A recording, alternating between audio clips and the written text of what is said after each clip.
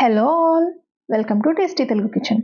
ఇవాళ మన కిచెన్లో స్పెషల్, ఎప్పుడైనా ఇంట్లో శనగలు మిగిలిపోతే ఇలా మురుకులు చేసుకోవచ్చు.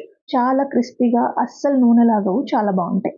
దీనికోసం మనము ఉడికించిన శనగలు 1 కప్ మిక్సీ వేసుకొని పేస్ట్ చేసుకొని పక్కన ఉంచుకోవాలి. 1 కప్పు శనగలకి 1 కప్పు బియ్యం పిండి, 1/2 కప్ అంత శనగపిండి. ఇప్పుడు ఒక బౌల్ తీసుకొని అందులో మనం పక్కన పెట్టుకున్న బియ్యం పిండిని, శనగపిండిని జల్లించుకోవాలి. జల్లించుకున్న తర్వాత మనం శనగల్ని పేస్ట్ చేసి పెట్టుకున్నాం కదా, ఆ పేస్ట్ కూడా మొత్తం ఇందులో వేసేసి దీనికి సరిపడినంత ఉప్పు, 1 టీ స్పూన్ అంత వాము వేసి బాగా కలుపుకోవాలి. ముందే వాటర్ ఏమీ యాడ్ చేయకూడదు. మనం చేసుకున్న పేస్ట్ అంతా బాగా కలిసిపోయిన తర్వాత గట్టిగా అనిపిస్తే కొద్దిగా వాటర్ వేసుకుంటూ కలుపుకోవాలి.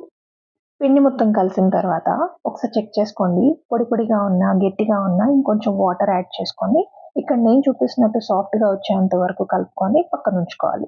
ఇప్పుడు చక్రాల గిద్దల్లోకి కొద్దిగా ఆయిల్ అప్లై చేసి సరిపడా పిండిని పెట్టుకొని బాగా కాగిన నూనెలోకి నొక్కుకోవాలి. మురుగులన్నీ నొక్కుకున్న తర్వాత మంట మీడియం ఫ్లేమ్లో ఉంచి మనం మురుగులు ఫ్రై చేసేటప్పుడు పైన బుడగలు వస్తున్నాయి కదా, ఆ బుడగలన్నీ ఆగిపోయిన తర్వాత మనం తీసేసుకోవాలి. ఈ మురుగులన్నీ చల్లారిన తర్వాత ఎయిర్ టైట్ కంటైనర్లో స్టోర్ చేసుకుంటే 15 డేస్ వరకు ఫ్రెష్గా ఉంటాయి.